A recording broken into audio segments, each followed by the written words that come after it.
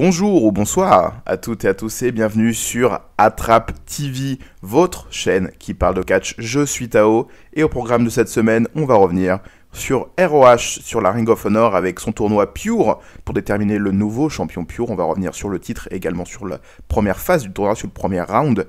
Et dans un deuxième temps, on reviendra sur NXT TakeOver 31, les matchs, un petit peu mon avis, ce que j'en ai pensé, je vous partagerai un petit peu tout ça.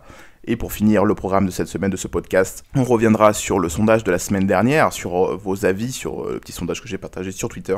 D'ailleurs, du coup, je partagerai toujours sur Twitter les sondages et on enchaînera avec le nouveau sondage de la semaine prochaine de cette semaine jusqu'au prochain podcast. C'est parti. Attrape! On commence donc avec le titre ROH Pure, un titre qui a de l'histoire, il a commencé il y a déjà pas mal de temps. Il a été créé en 2004, le 14 février, je prends ma page Wikipédia bien sûr, faites-le aussi chez vous, comme ça vous avez les mêmes notes en même temps. Le tournoi Pure, le titre Pure, la ceinture, même Pure on pourrait dire, est une ceinture un petit peu particulière, avec des règles assez définies, qu'on pourrait un petit peu comparer à de la boxe, pourquoi pas. En tout cas c'est, comme son nom l'indique, un titre qui veut être un titre purement catch. Voilà, je vais un petit peu revenir sur les règles de ce titre et de ce tournoi du coup, parce que c'est les mêmes règles, et peut-être que ça semblera un petit peu compliqué au premier abord, mais n'hésitez pas vous-même à aller voir, par exemple, les matchs qui ont lieu pendant le premier round, ce sera peut-être un petit peu plus clair pour vous. Du coup, la première règle, il y a 3 règles. La première règle, c'est que chaque catcheur a un quota de 3 rope break, donc cassés avec les cordes. Donc il peut se briser une soumission ou arrêter un tombé en touchant la corde tout simplement 3 fois. Voilà, il a 3 utilisations de ce rope break, comme on pourrait dire. Et après ça, il a plus du tout l'autorisation, donc les rope break ne comptent tout simplement plus. La deuxième règle, qui est aussi assez simple, même si la première règle est assez simple, j'imagine que vous avez tous compris, tellement je parle bien, je m'exprime bien, c'est tout simplement que les coups au visage, la main fermée, sont interdits. Voilà, tout simplement, le coup à la main sont interdits, et du coup, à chaque fois que vous portez un coup directement au visage avec le poing fermé, et ben vous perdez aussi un rope break. Donc voilà, vous pouvez aussi perdre des rope breaks sans forcément toucher les cordes. C'est aussi une petite spécificité de ce titre et de ses règles. Et également, la troisième règle, c'est tout simplement que les décomptes à l'extérieur sont des comptes de 20 et non de 10. Voilà, c'est des petites règles qu'on met en place, qui sont assez vieilles maintenant, je pourrais dire, hein, il date de 2004 quand même le titre. Et voilà, on a eu des bons champions, hein, pendant la première phase de cette titre, on pourrait dire, qui a duré de 2004 à 2006, du 14 février 2004 au 12 août 2006, qui était vraiment un titre pur catch, pur, tout simplement. Voilà, donc on a eu, à l'époque, il me semble que c'était un tournoi qui avait déterminé AJ Styles comme le nouveau champion, en battant CM Punk d'ailleurs, en finale de ce tournoi, donc c'est assez marrant de se dire qu'en 2004, AJ Styles et CM Punk se soient affrontés pour déterminer le nouveau champion pur, c'était assez marrant. Ensuite, le titre a été rendu vacant, tout simplement parce que AJ Styles s'est rendu à la TNA, et à cette époque-là, il y avait des problèmes d'accord entre la Ring of Honor et la TNA, du coup, il pouvait plus catcher à la Ring of Honor. Ensuite, s'en est vu un autre tournoi où Doug Williams, la légende du catch britannique, Doug Williams est devenu le nouveau champion en battant Alex Shelley, qui est encore catcheur, hein. Actuellement il est champion par équipe du côté d'Impact. Du coup, là, il a battu Alex Shelley en finale pour devenir le nouveau champion pure. Voilà, tout simplement. Ensuite, on a eu John Walters, qui est peut-être quelqu'un qui vous dit rien, et ce serait tout à fait normal, parce que si vous n'avez pas connu la Ring of Honor à cette époque-là, il y a peu de chances que vous le connaissiez. Ensuite, on a eu Jay Lethal, qui est encore à la Ring of Honor actuellement, qui a remporté lui également le titre dans un tournoi. Il y a eu beaucoup de tournois pour cette ceinture. Ensuite, c'était Samoa Joe qui a remporté le titre contre Jay Lethal. Donc Samoa Joe, vous le connaissez bien sûr, je ne vais pas vous faire l'affront de vous le présenter.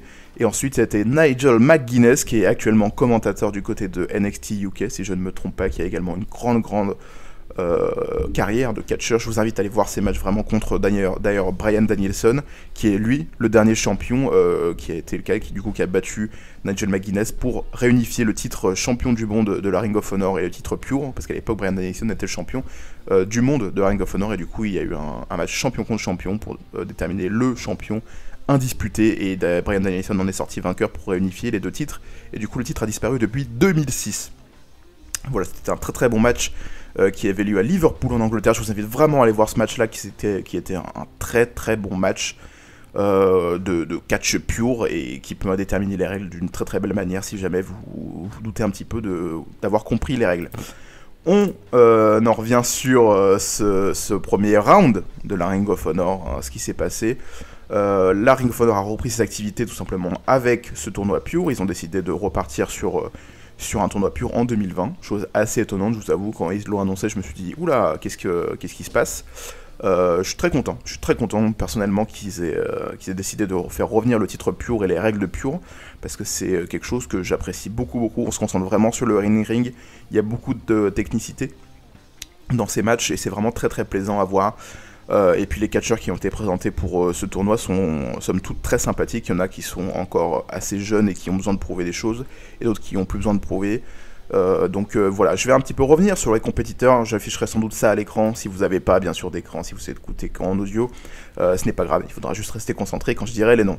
Donc du coup on a eu 2 blocs séparés qui bien sûr seront joindront pour la finale. D'un côté, on a eu sur le bloc A Jay Lethal, Dalton Castle, peut-être que je me tromperai sur les prénoms, il n'y a pas de souci, Finlay, David Finlay, le fils à Fit Finlay bien sûr, Rocky Romero, Young, c'est... voilà, je l'ai plus, Young qui n'est pas Young, Yehi, Tracy Williams et Rob Tyler, il me semble que c'est Rob Tyler, peut-être que je me trompe, ou alors que je confonds avec un autre Tyler, c'est pas de souci. Et dans le bloc B, on a eu bien sûr Jonathan Gresham, Utah Delirous, Matt Seidel, Josh Woods, Kenny King, PG Black et Tony Depen. Voilà, donc du coup c'était les 2 blocs. Et je vais un petit peu revenir sur les affrontements un à un. On commence avec le bloc A avec les premiers que j'ai cités, donc du coup Jay Lethal et Dalton Castle qui sont affrontés. Jay Lethal qui part avec un certain avantage étant donné qu'il a déjà été champion pure, qui est quand même un sacré palmarès, faut le dire. Hein. Ça prouve à quel point le mec est là depuis très longtemps. Je sais qu'il a fait un petit passage par la TNA, mais quand même, en 2020 on a encore Jay Lethal à la Ring of Honor. Je sais pas si ça veut dire qu'il a pas trop évolué dans sa carrière, ou alors si c'est quelqu'un de très fidèle à ses racines, mais en tout cas ça fait plaisir de le revoir ici. Donc du coup, un match qui était très très sympathique. Jay Lethal remporte cette victoire contre Dalton Castle. J'ai envie de dire, fort heureusement, on présente Jay Lethal un petit peu comme le pilier de cette division pure, de ce tournoi pur. Et ça a été très bien fait. Je vais pas revenir hein, sur Dalton Castle, j'ai mon avis, mais là on est vraiment sur le tournoi pur. Peut-être que si un jour je parle plus de la Ring of Honor en général, si je parle d'un pay-per-view ou quelque chose comme ça, peut-être que je m'attarderai sur le cas des catcheurs et de leur booking. Mais en tout cas là c'est pas vraiment le but, étant donné que déjà ils sont sur le retour, donc peut-être que ça va changer dans les semaines et mois à venir. Voilà, donc Jay Lethal qui ça qualifie pour les quarts de finale, pour le deuxième round on pourrait dire. Le deuxième match c'était Finlay, bien sûr c'est pas dans l'ordre où est sorti, sont sortis les épisodes, parce que c'était d'abord le bloc A puis le bloc B, je suis comme ça, mais là je reviens vraiment dans l'ordre des blocs hein, tout simplement, parce que les premiers rounds est fini. Donc du coup David Finlay qui affrontait Rocky Romero, c'était un petit peu un combat de maître contre élève, victoire intéressante de Finlay, qui confirme encore une fois que c'est un projet très très intéressant du côté de la Ring of Honor et même du côté de la New Japan, hein, parce qu'à la base c'est quelqu'un qui vient de la New Japan. Je rappelle que la Ring of Honor et la New Japan sont encore en deal, donc du coup voilà, c'est pour ça qu'on retrouve quelques catcheurs New Japan ici. Finlay que je commence à apprécier de plus en plus, hein, je vous avoue. Plus le temps passe, plus je trouve qu'il a de l'attitude, il a du charisme, il a quelque chose qui se dégage de lui, je trouve ça très très cool. Ils ont quand même préféré mettre Finlay en avant que Romero, une chance, parce que sinon on serait tapé quand même un combat ensuite entre Lethal et Romero, ça aurait été un combat de vétérans, ça aurait été peut-être sympa, mais j'ai envie que le tournoi puisse développer des nouveaux catcheurs, donc du coup Finlay qui a réussi à se débarrasser de son maître et passer à l'étape suivante contre encore un vétéran, c'était très très cool. On a ensuite Young contre Yehi, Young qui est lui également un catcheur Ring of Honor assez ancien maintenant, même si son nom dit le contraire, hein, c'est quand même un catcheur assez ancien du côté de la Ring of Honor. Young qui tourne un petit peu en rond. Je reviens un petit peu sur Young tout simplement parce qu'il avait eu, on lui avait proposé un contrat, il me semble que c'était pour NXT qu'il a refusé. Voilà, il a voulu rester fidèle à la Ring of Honor, malheureusement pour lui après il y a eu la pandémie, donc voilà. Et Young qui semble plus être un projet réel de la Ring of Honor. À mon grand désarroi, j'apprécie vraiment beaucoup Young, hein, c'est vraiment quelqu'un de très très charismatique. Là on part sur quelque chose d'autre, on part sur Yehi, qui est un catcheur que je connais que de nom, je vous avoue. J'ai regardé 2-3 performances de lui, mais sans plus, sans trop accrocher, donc j'attends la suite du tournoi pour vraiment me dire pourquoi pas, Yehi ça peut être sympathique. Pour l'instant, ce que j'ai vu ça m'a plu, Mais voilà, c'est pas non plus quelque chose d'incroyable, enfin en tout cas pour moi. Et le dernier combat de ce bloc A, c'était Tracy Williams contre Rob Taylor, ou Air Taylor, je sais pas si c'est Rob Taylor. Tracy Williams contre Rob Taylor, c'était le dernier combat qui a été diffusé du côté de la Ring of Honor pour ce tournoi. Donc du coup, je l'ai un petit peu plus en tête. Williams, c'est quelqu'un que je connais de nom. Il a fait notamment de l'indépendant. Il a signé à Ring of Honor, il me semble, il y a un an et demi, peut-être quelque chose comme ça maintenant. Et je vous avoue que de nom, il me plaisait bien. De ce que j'avais pu voir lui en indépendant, je trouvais qu'il était très charismatique. Et il me faisait un petit peu penser à des gars comme Timothy Thatcher, des choses comme ça. Mais en fait, je vous avoue que durant ce combat, je me suis dit, oulala, alors le physique, c'est pas du tout ça. Je déteste sa tenue et en fait, je trouve qu'il est vraiment pas charismatique. Voilà. Donc comme quoi, on peut se tromper, il n'y a pas de souci. Hein. Vous pouvez vous-même vous dire, je me suis trompé sur un catcheur. Il n'y a pas de souci. En tout cas, voilà, ouais, moi, Williams, qui du coup a remporté ce combat, ne m'a malheureusement pas plu du tout. Et au contraire, je suis assez rédhibitoire pour la suite, je ne veux pas dire de sa carrière, mais en tout cas de ce programme autour de Williams, qui du coup se qualifie pour le deuxième round contre Yei. Mais voilà, actuellement, je suis un petit peu dans le doute concernant Williams. Mais c'est pas grave. On passe au bloc B avec le premier combat qui était Jonathan Gresham contre Yuta. C'est bien sûr Gresham, on va pas se mentir, Gresham qui remporte ce combat. Le maître Gresham qui réussit dans ce tournoi pure à exceller. Mais bien sûr, ça personne n'en doutait. Gresham qui remporte la victoire, je vais pas dire très facilement, mais d'une très très belle manière. J'ai vraiment beaucoup apprécié ce catch. Et plus le temps passe, plus j'apprécie Gresham. Pourtant, c'était pas quelqu'un que je détestais à la base. Mais vraiment, plus le temps passe, plus je le trouve agréable sur un ring. Et surtout, dans ce genre de tournoi, c'est là où il excelle et où on se dit, ce mec est un catcheur pur. Et c'est incroyable, voilà, j'adore ça. Je le suis également sur Twitter, pardon, si jamais vous le suivez pas sur Twitter. Il communique très bien sur les réseaux sociaux, j'adore son masque avec tête de pieuvre. Et je le trouve de plus en plus charismatique et j'ai vraiment hâte de voir la suite. La seule chose qui ferait sans doute défaut à sa carrière, c'est sa petite taille. Mais après, si c'est bien booké, il n'y a pas de souci. Je pense que ça peut très bien le faire et surtout à la Ring of Honor. Le deuxième combat de ce bloc B, c'était Delirous qui est également le booker, l'écrivain, le scénariste, on pourrait dire en français, le scénariste de la Ring of Honor qui a affronté Matt Sydal, le pauvre Matt Sydal qui s'est fait remarquer ces dernières semaines après avoir botché son Shooting Star Press directement à la AEW, c'était son premier move, il l'a glissé comme un bougre, heureusement plus de peur que de mal, il s'est pas blessé, mais du coup on le retrouve ici à la Ring of Honor dans ce tournoi. Je sais pas du tout si Matt Sydal a été signé à la AEW ou s'il est à la Ring of Honor. Ce qui est sûr, c'est qu'il est pas à la New Japan, étant donné qu'il s'est fait bannir parce qu'il consomme de la marijuana, voilà, des choses comme ça. Je vais pas m'attarder sur ce sujet, c'est pas grave. Mais voilà, du coup, Matt Sydal, du côté de la Ring of Honor, également du côté de l'AEW. Il a participé cette semaine à AEW Dark, où il a affronté d'ailleurs Michael Nakazawa. Pour un petit peu cette fausse rivalité qui a lieu depuis All Out interposé, voilà, ils sont affrontés et Matt Sydal a remporté la victoire. Et du coup, cette fois-ci, il bat le scénariste en chef de la Ring of Honor, Delirous, qui est aussi un personnage assez emblématique de la Ring of Honor. Voilà, dans un combat qui était très sympathique, il me semble, si je ne me trompe pas, qu'il a gagné par soumission également. Comme d'ailleurs à AEW Dark, il a gagné sur soumission, donc on part vraiment sur un Matt Sydal un petit peu plus agressif. Pourquoi pas, et j'ai surtout hâte de voir ce combat entre Gresham et Sydal. Ça peut vraiment donner quelque chose de très bon.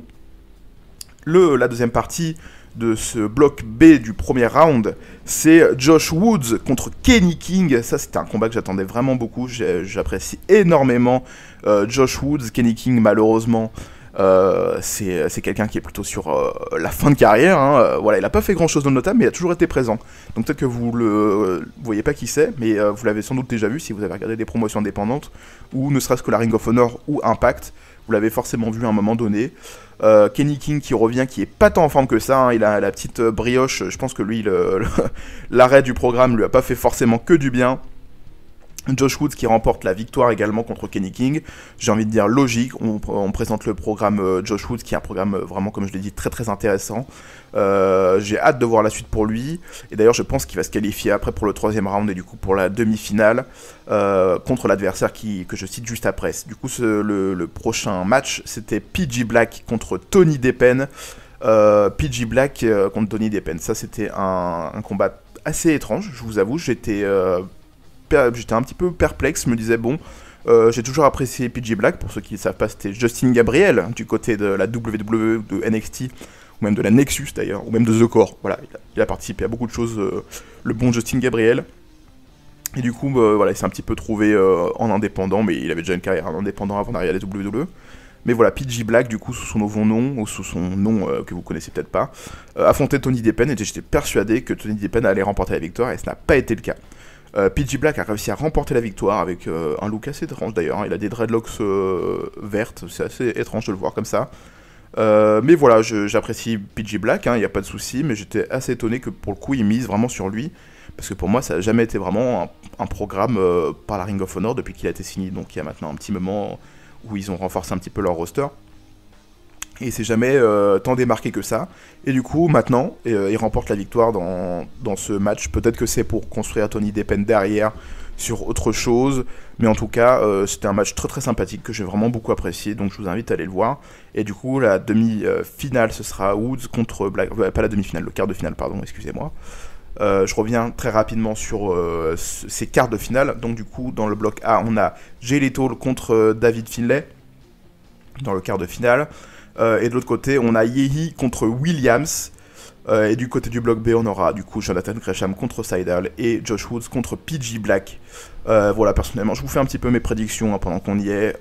Du côté du bloc A entre Jay Lethal et Finlay, je pense que c'est Jay Lethal qui va remporter la victoire pour confirmer encore une fois qu'il est le vétéran. Qu'il faut pas faire chier, voilà, et qui va se qualifier. Peut-être même jusqu'à la finale. Bon, le programme est assez, j'ai pas envie de dire, cousu de fil blanc dans ce tournoi, mais beaucoup de gens se doutent de la finale.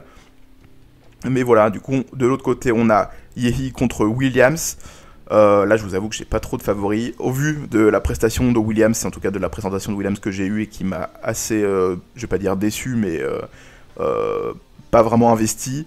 J'espère que Yehi va remporter la victoire et passer à l'étape finale. Du côté du bloc B, Jonathan Gresham contre Matt Seidel. J'espère et je pense en toute logique que c'est Gresham qui va passer. Et de l'autre côté, PJ Black contre Josh Woods. J'espère que ça sera Woods qui va passer. Et ensuite, à ça, je pense que Gresham et Lethal vont se qualifier pour la finale. Et du coup, on aura une finale entre Jay Lethal et Jonathan Gresham qui sera remportée, je l'espère, par Jonathan Gresham. Ce serait vraiment très très plaisant. Voilà, je me suis un petit peu arrêté sur ce tournoi Ring of Honor Pure qui pour moi est un tournoi assez intéressant. Si vous entendez des clics, bien sûr, comme d'habitude, c'est parce que j'ai des petites notes aussi. Voilà, n'hésitez pas à aller voir, c'est disponible sur YouTube dans un petit highlight, dans des petits récaps des matchs. C'est très très sympathique, ça prend 5 minutes pour chaque match à peu près. Et du coup ça vous présente le tournoi, les règles, des choses comme ça. Et c'est vraiment une bonne idée en tout cas de la part de la Ring of Honor de revenir avec ce championnat pure, surtout dans cette ambiance avec pas de public et vraiment on se concentre vraiment sur ce qui se passe sur le ring. Et c'était vraiment très très intelligent de leur part en tout cas de revenir comme ça. On passe au NXT TakeOver 31. On n'est plus au Full Sail University, on est désormais au Capital Wrestling Center, qui est en fait le Performance Center modifié, tout simplement. Voilà, on a Beth Phoenix, Vic Joseph et Wade Barrett aux commentaires, même si apparemment Vic Joseph était accompagné de 2 doublures, parce que Wade Barrett et Beth Phoenix commentaient directement depuis chez eux. Donc voilà, très étonnant. On a eu une carte qui était très très sympathique. On a eu un match pour le titre NXT nord-américain entre Damian Priest et Johnny Gargano qui était l'opener. Ensuite, c'était un Kushida contre Velvet in Dream. S'ensuit un match pour le titre Cruiserweight, cher à notre cœur, de NXT, Santo Escobar et Isaiah Swerve Scott. Pour le tournoi féminin, pour la finale féminine, c'était NXT. Le titre NXT qui était remis en jeu par Io Shirai contre Candice LeRae. Et pour terminer, le main event, c'était bien sûr Finn Balor qui défendait son titre contre Kyle O'Reilly.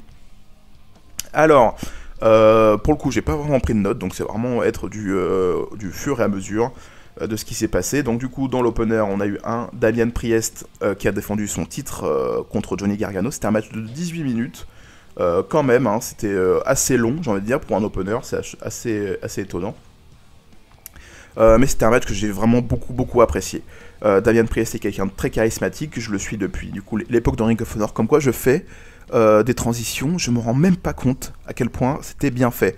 À l'époque où il s'appelait du coup Punishment Martinez, j'étais vraiment fan de lui. Je sais qu'il y a eu un petit peu une vague depuis son arrivée à NXT de gens qui disaient oui, Punishment Martinez c'était pas très bien, il se plaçait pas très bien, il était pas très charismatique. Personnellement, j'ai toujours trouvé super charismatique et très très bon sur un ring, parce que je rappelle quand même que c'est un mec qui fait plus d'1m90, et du coup se mouvoir comme il se move sur le move, c'est quand même assez phénoménal. Et du coup, je suis très très content de le voir à NXT et du coup de le voir maintenant en tant que champion nord-américain, parce que comme on dit, il mérite. Voilà, il mérite. Et du coup, Johnny Gargano, bien sûr, la chose assez étonnante, c'est que Johnny Gargano se retrouve ici, sans réelle raison, on va dire, à part qu'il y a une confrontation entre les deux à NXT vite fait, mais sans plus.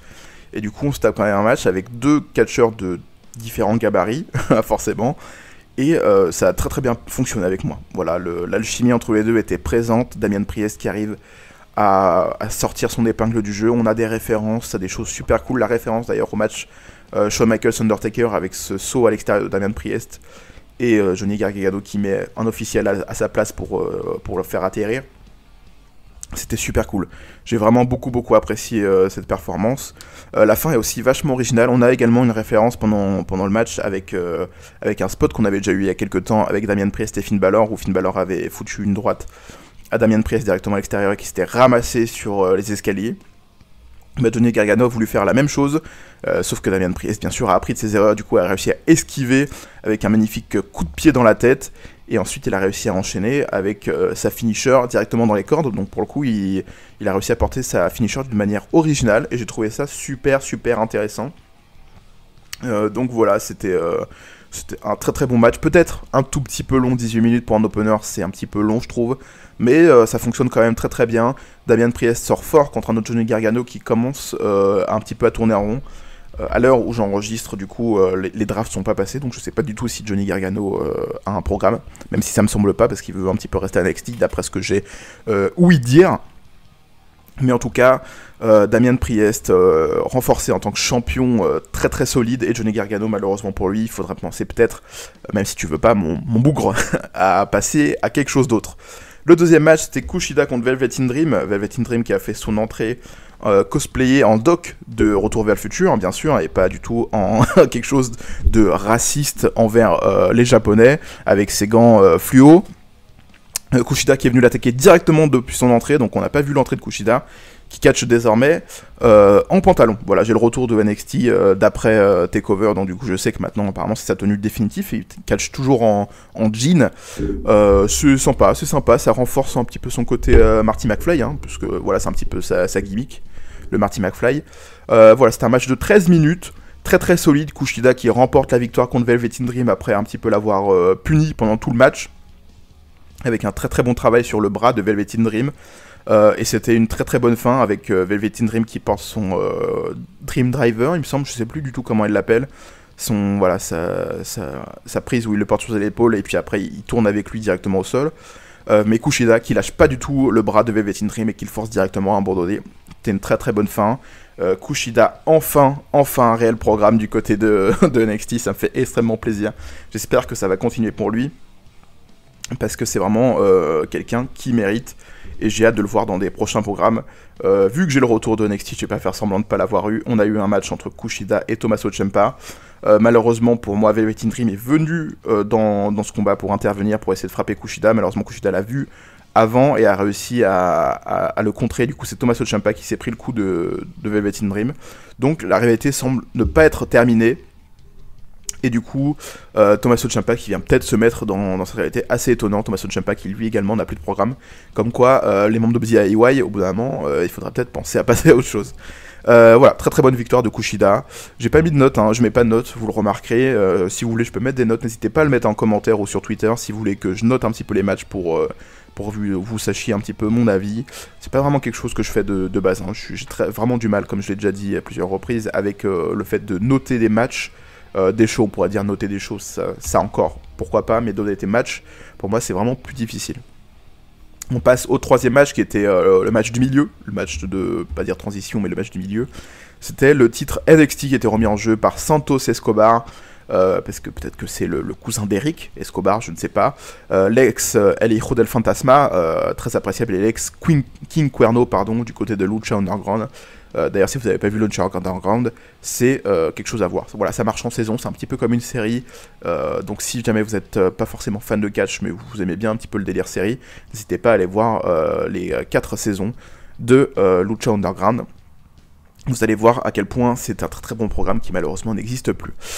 Santos Escobar, du coup, accompagné bien sûr de ses 2 acolytes, que sont Joaquin Wilde et Raúl Mendoza. Voilà, j'avais peur de mal dire avec tous ces changements de nom. Hein. Pour moi, Joaquin Wilde, c'est encore DJ-Z de TNA, donc j'ai encore du mal, mais c'est pas grave. Un match de 15 minutes qui, malheureusement, manque un peu de rythme, ce qui est assez étonnant quand on parle de titre Cruiserweight. Pour moi, c'est vraiment le genre de tournoi, de combat en tout cas, qui se veut rythmer avec beaucoup de spots.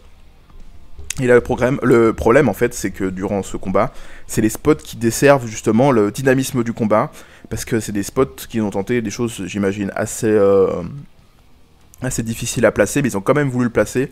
Donc du coup, on s'est retrouvé avec des moments un petit peu de flottement qui, moi, m'ont dérangé dans ce combat. Notamment le spot avant la fin où Isaiah Swerve Scott doit placer un Hurricane Rana directement à l'extérieur sur Santos Escobar, qui lui-même se fait réceptionner par ses 2 coéquipiers pour pas tomber. C'était très bizarre. Voilà, il y a eu le placement de Santos Escobar qui se met sur les cordes et qui attend le coup. Donc c'était assez étrange. Ensuite, il y a eu une intervention d'un catcheur dont je ne me rappelle plus le nom. Il me semble que son nom c'est Adonis, qui a déjà été jobber plusieurs fois du côté de 205 Live, des choses comme ça, qui a changé de nom maintenant qu'il a signé du côté de WWE. Mais voilà, il vient aider Isaiah Swerve Scott, assez étonnant, je vous avoue, parce qu'on n'a aucun programme autour de lui, donc c'est assez étonnant de le voir ici. Mais pourquoi pas? Si ça peut renforcer la division Cruiserweight, c'est très très cool. Et surtout, ce que je me suis dit après coup, c'est mince, le titre Cruiserweight est à NXT, et ça commence à faire beaucoup. Du coup, on se retrouve à avoir un titre Cruiserweight qui est là, mais qui est pas là, un Shoto 5 là qui ne sert plus à rien, tout simplement.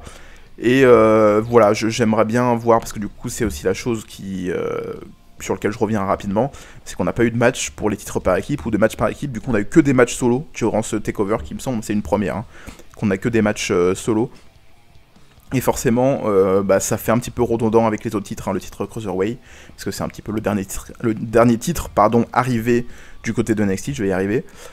Donc voilà, malheureusement, le match était assez sympathique quand même, hein, ça durait 15 minutes, mais malheureusement, j'ai pas réussi, à m'investir dans ce combat plus que ça, parce que tout simplement, les enchaînements étaient pas assez fluides pour que je me dise que c'était vraiment quelque chose de très agréable.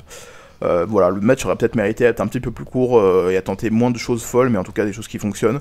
La fin du combat, c'est tout simplement Isaiah Swerve Scott qui se fait contrer sur la jupe du ring et qui se prend le coin qui était enlevé de protection, donc du coup il se prend directement dans la nuque, le coin en acier, et du coup se fait assommer, et Santos Escobar en profite pour porter sa nouvelle finisher, que je trouve d'ailleurs pas très très esthétique, hein. Je préférais la dernière finisher qui était un Samoan Driver. Dommage, c'était pas très très bien fait, donc ça manquait également de fluidité, surtout après le spot dont je vous ai parlé. Mais voilà, c'est un petit peu dommage. Que dire de plus? C'était quand même correct, voilà. C'était peut-être un petit peu trop long, mais c'était correct. Le match pour le titre féminin de NXT, c'était Io Shirai, la méga championne qui pour moi est, je le dis directement, la meilleure catcheuse de la planète actuellement. Io Shirai qui affrontait Candice LeRae dans cette rivalité qui avait beaucoup d'histoires, hein. Je l'ai déjà partagé sur Twitter rapidement. Mais cette rivalité a beaucoup d'histoires tout simplement parce que Io Shirai avait fait à l'époque son heel turn sur Candice LeRae, qui étaient les deux amis, voilà, les deux faces qui affrontaient l'ancienne championne. Il me semble que c'était Shayna Baszler à l'époque de la championne féminine. Io Shirai qui avait affronté Shayna Baszler dans un match en cage, et malheureusement Candice LeRae heureusement Candice LeRae était venue pour un petit peu sauver sa pote, mais suite à un cafouillage, elle avait fait perdre Io Shirai, et du coup Io Shirai était devenue heel contre Candice LeRae. Cette fois-ci on est sur une dynamique assez différente, parce que Io Shirai est championne de NXT déjà. Elle est pas forcément face ou heel, mais en tout cas elle se positionne plus comme une face, et Candice LeRae est devenue heel avec son mari Johnny Gargano, donc du coup c'était une confrontation très intéressante sur le papier. On a un petit peu parlé de ça en amont, et chose que j'avais totalement oublié, je vous avoue, hein, cette histoire entre les deux. Donc du coup voilà, c'était une histoire très très logique. Il me semble que c'était pas vraiment le programme qui a été mis à la base, il me semble que surtout c'était Tegan Nox qui devait un petit peu venir challenger Io Shirai, ou en tout cas avoir une réalité avec Candice LeRae avant d'aller voir plus haut. Et du coup, forcément Tegan Nox s'est blessée, assez durement d'ailleurs, hein. Je pense que c'est une blessure assez grave. Et Candice LeRae prend un autre chemin, et du coup on a directement ce programme avec Io Shirai, et je trouve ça très très cool. C'était un match que j'ai vraiment apprécié, ça durait 16 minutes. Malheureusement, pour moi, encore une fois, oui, je dis du négatif des fois, c'est pas grave, j'ai beaucoup apprécié le match, hein. Y a pas de souci, mais c'est juste que les interventions, à partir du moment où malheureusement Johnny Gargano est venu pour un petit peu remplacer l'arbitre et du coup essayer de faire gagner sa femme, j'ai trouvé ça malheureusement trop long. Voilà, Johnny Gargano est venu, certes maintenant ils sont sur une nouvelle dynamique avec sa femme en étant heel, mais voilà, il y a eu un petit peu des choses approximatives où Candice LeRae essayait de la frapper, mais elle n'y arrivait pas. Johnny Gargano a essayé de tricher, mais c'était pas très bien fait. Et du coup, à la fin, Io Shirai se relève de tout et réussit à porter son magnifique moonsault pour finir Candice LeRae et remporter la victoire après qu'elle soit pris quand même des coups pas mal dans la tête, dans claque's tête, comme on dirait. Mais voilà, la chose aussi que j'ai relevée pour ce match, c'est que malheureusement Io Shirai n'a pas très très bien vendu. Je sais que c'est peut-être un petit détail pour vous, mais pour moi ça veut dire beaucoup. Io Shirai n'a pas réussi à vendre les coups suffisamment bien pour que je me dise à un moment qu'elle est en danger en fait. À aucun moment je me suis dit oh là là, putain elles vont super bien. Il y a aussi un passage où les deux enchaînent un petit peu les moves sans les vendre forcément plus que ça pour porter l'une à l'autre des grosses prises. Mais en dehors de ça, il y a quelques moments où Io Shirai, je trouve, n'a pas vendu les coups de Candice LeRae, du coup, Candice n'en sortait pas si forte que ça, et c'est aussi la grosse critique que j'ai à faire après cette victoire de Io Shirai très décisive sur Candice LeRae, c'est que Candice, justement, n'en sort pas fort, mais surtout, elle en sort assez faible, parce qu'elle a même avec des triches, elle a pas réussi à battre Io Shirai, donc d'un côté ça aide Io Shirai, mais de l'autre côté ça dessert totalement Candice LeRae. J'aurais préféré que les phases de triche durent moins longtemps pour qu'on ait peut-être quelque chose de moins constant. Parce que là, vraiment, la triche, ça a duré quand même quelques minutes où Candice LeRae a essayé d'utiliser toutes les fourberies qu'elle pouvait pour essayer de battre Io Shirai et que ça n'a pas fonctionné. Donc voilà.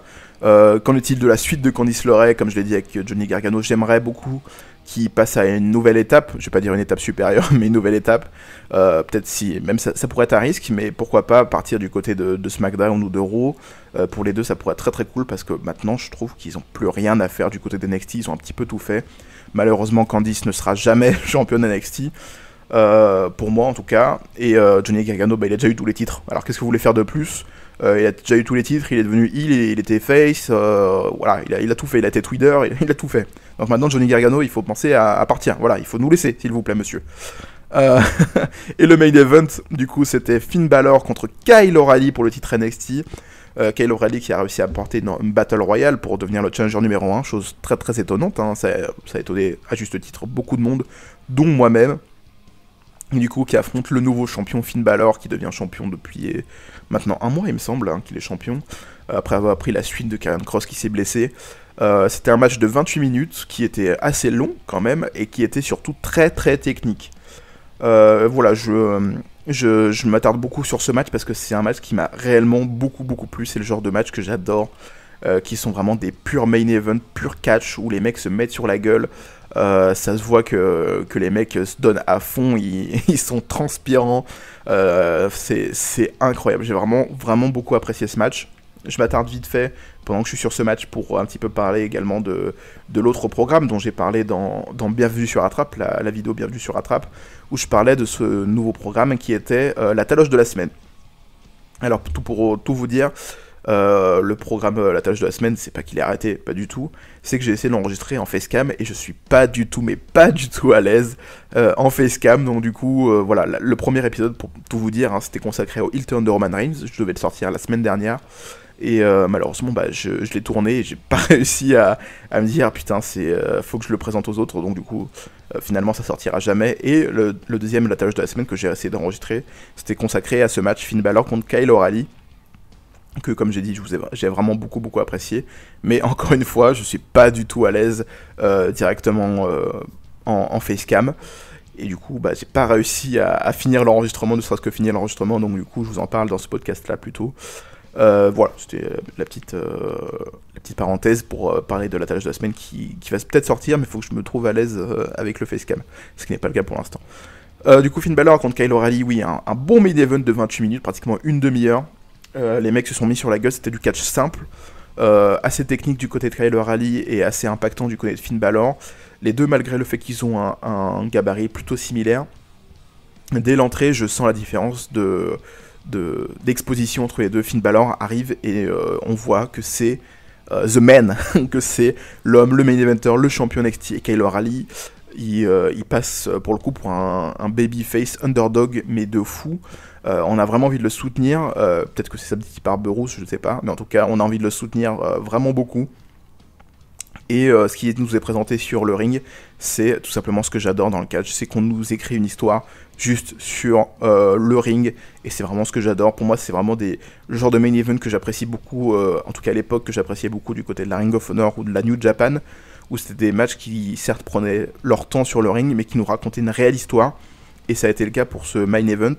Donc vraiment, je sais pas quoi dire de plus. Finn Balor a fait un taf monstrueux, Kyle O'Reilly, mais j'avais envie de le soutenir. Même à des moments, je me suis surpris à vouloir qu'il gagne ce match, alors que je suis pas particulièrement fan de Kyle O'Reilly, même si j'adore ce qu'il fait, ce qu'il propose depuis maintenant 5-6 ans peut-être, quelque chose comme ça, depuis que je le connais, depuis la Ring of Honor en fait. Voilà, je suis très content. Le retournement de match où Finn Balor porte un coup de pied de mule directement dans l'abdomen de Kyle O'Reilly, Kyle O'Reilly s'effondre. J'ai trouvé ça aussi très très intelligent, parce que pour le coup c'est c'est juste un coup de pied en fait, un coup de pied de mule, hein, donc un coup de pied en arrière. Et Kyle O'Reilly s'écroule, et c'est à ce moment-là que le match bascule, où Finn Balor arrive à reprendre l'avantage et arrive à reimposer son rythme. Et j'ai trouvé ça tellement intelligent. C'est con à dire, hein. C'est con à dire, mais j'ai trouvé ça super intelligent dans la construction, où en fait après du coup Finn Balor se concentre sur l'abdomen et sur le dos également de Kyle O'Reilly pour conserver son avantage. Et c'est une construction simple, efficace. Et que demande le peuple? Que demande le peuple à part ça? Kyle O'Reilly qui a réussi à revenir petit à petit pendant cette confrontation, et le match s'est tout simplement terminé avec un Finn Balor qui préparait son fameux shotgun dropkick pour après sans doute placer son coup de gloire, comme on dirait, son coup de grâce. Et tout simplement Kyle O'Reilly qui arrive et qui lui fout un magnifique coup de genou directement dans la mâchoire, qui d'ailleurs lui a brisé la mâchoire sur le coup. Ça se voit pas forcément parce qu'il vend très très bien Finn Balor, donc on n'a pas l'impression qu'il s'est vraiment fait mal, mais pour le coup quand on sait qu'il s'est réellement blessé à ce moment-là, parce que sa mâchoire a été broken, comme on dit en français, a été brisée. Voilà, il lui a brisé la mâchoire sur ce coup. Il me semble que d'ailleurs il l'a brisé à 2 endroits, et suite à ça du coup il porte une German suplex. Et Finn Balor enchaîne directement avec un stomp, enfin des coups de pied directement dans l'abdomen, et enchaîne ensuite avec son coup de grâce pour remporter la victoire. Pour revenir un petit peu sur cette blessure de Finn Balor, pour le coup les deux catcheurs se sont blessés durant cette confrontation, c'est pour dire qu'ils sont vraiment mis sur la gueule comme il faut.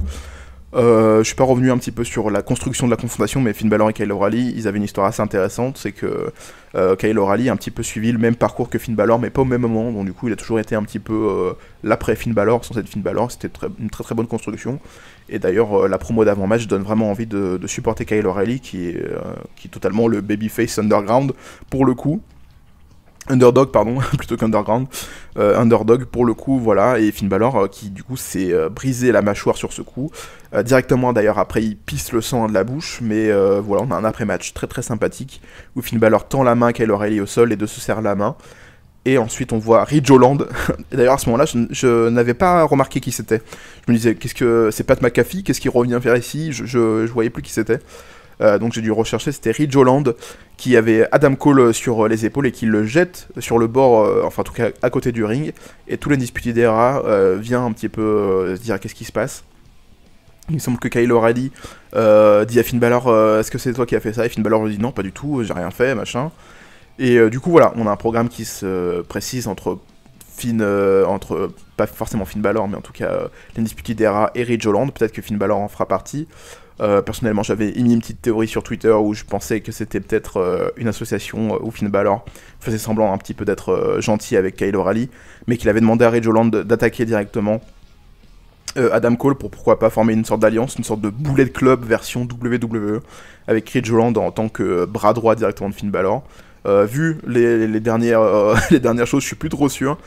Donc voilà, je vais un petit peu revenir sur le NXT qui est sorti cette semaine. Du coup, on a le retour de NXT de ce takeover. Le takeover s'est terminé comme ça, hein, avec les disputés d'era autour de Adam Cole et un petit peu voilà la confusion générale autour du ring. Dans le NXT de cette semaine, on a eu Ridge Holland qui a affronté Danny Burch. Match squash, hein, concrètement, c'était vraiment pour mettre en avant directement Ridge Holland. Et suite à ça, il y a bien sûr le partenaire de Danny Burch, Oney Lorcan, qui vient l'attaquer. Mais Holland arrive à reprendre l'avantage, il arrive à détruire Oney Lorcan. Malheureusement, durant cette confrontation, j'ai appris ça juste quelques secondes avant d'enregistrer, donc ça fait vraiment plaisir. Ridge Holland s'est blessé, il s'est brisé les tendons de la jambe gauche, il me semble. Donc, pour l'avoir vécu, ça fait extrêmement mal, je vous avoue. Et surtout, il sera pas de retour avant un bon moment. Voilà. S'il a de la chance avant quelques mois, et si malheureusement il a moins de chance que prévu, ça prendra beaucoup plus de mois. Donc voilà, je pense que cette fin d'année se passera sans Ridge Holland, malheureusement pour lui, c'était son énorme push. Comme quoi il y a beaucoup de blessures qui arrivent vraiment au pire moment, surtout du côté de NXT. Karrion Kross maintenant, Finn Balor qui s'est également blessé, mais lui ça va beaucoup moins grave, il va revenir dans quelques semaines. Kyle O'Reilly également, et du coup maintenant on a Ridge Holland, donc apparemment tout ce qui touche autour du titre NXT est maudit. Voilà, je sais pas ce qui se passe, peut-être que c'est depuis qu'ils sont sur USA Network, ils essayent de faire quelque chose. Voilà, peut-être qu'il fallait pas enlever le titre au Mark Kesley, voilà, c'était aussi peut-être ça la raison. Enfin bref, c'était bien sûr un petit peu d'humour, mais je trouvais ça très très drôle pour le coup. D'avoir cette blessure au pire moment, malheureusement pour Ridge Holland. On espère le meilleur pour lui, et surtout vraiment dommage cette blessure qui arrive, comme je te dis, au pire moment. Voilà, on arrête ici sur NXT TakeOver 31. On va passer vite fait, avant de clôturer cette vidéo, restez ici, ne bougez pas. On va passer au sondage de la semaine dernière que je vous ai proposé, qui était, pensez-vous que seuls les catcheurs sont légitimes à parler du business du catch? On a eu beaucoup de réponses, on a eu 20 réponses, c'est quand même déjà pas mal. J'aimerais que plus de personnes répondent à ce sondage, mais c'est pas grave, déjà 20, ça commence à être bien. Et pour revenir, ça s'affiche sans doute à l'écran au moment où vous m'écoutez, donc du coup on a eu 15% de oui. Il y avait bien sûr 4 réponses, il y avait oui, il y avait également beaucoup plus, un peu plus et non. Donc voilà, c'était bien sûr, pensez-vous que seuls les catcheurs sont légitimes à parler du business du catch? Oui, beaucoup plus, un peu plus et non. Du coup on a eu 15% de oui, 25% de beaucoup plus, 10% de un peu plus et 50% de non. Donc on a une majorité, on a la moitié des personnes qui ont voté, donc 10 personnes sur 20. Si je fais bien les calculs, vous avez vu, je suis assez incroyable, qui ont voté non, donc c'est quand même une grosse majorité. Je vous invite également, pour les prochains sondages, comme pour celui-ci, à surtout commenter en dessous du sondage pour vraiment me dire ce que vous en avez pensé. Il me semble qu'il y a eu quelques commentaires, mais pas vraiment des commentaires argumentés, donc j'espère que la prochaine fois il y aura un petit peu plus de commentaires argumentés pour qu'on puisse en débattre et en parler directement en vidéo, ce serait très très cool. Pour le sondage de cette semaine, ce sera un nouveau sondage bien sûr sur lequel on parlera la semaine prochaine, c'est pensez-vous que les grosses promotions de catch doivent faire revenir le public dans leur show? Tout simplement parce qu'on a eu un décret officiel de la part du gouvernement en Floride qui dit écoutez, il n'y a plus de restrictions, maintenant vous faites comme vous voulez, si vous voulez inviter des gens dans vos shows, sold out, il n'y a pas de souci. Donc du coup, c'est pour ça que je vous demande ceci, pensez-vous que les grosses promotions de catch doivent faire revenir le public dans leur show? Je vous invite à répondre à ce sondage qui sera sans doute sous le tweet concerné à la vidéo sur Twitter, du coup, forcément. N'hésitez pas également à commenter pour un petit peu plus argumenter votre réponse si jamais vous avez des choses à dire. Et on se donne bien sûr rendez-vous la semaine prochaine pour bien sûr parler de ce sondage et un nouveau programme qui préparera, je vous spoil un petit peu, qui préparera le Impact Bound for Glory qui aura lieu dans quelques semaines.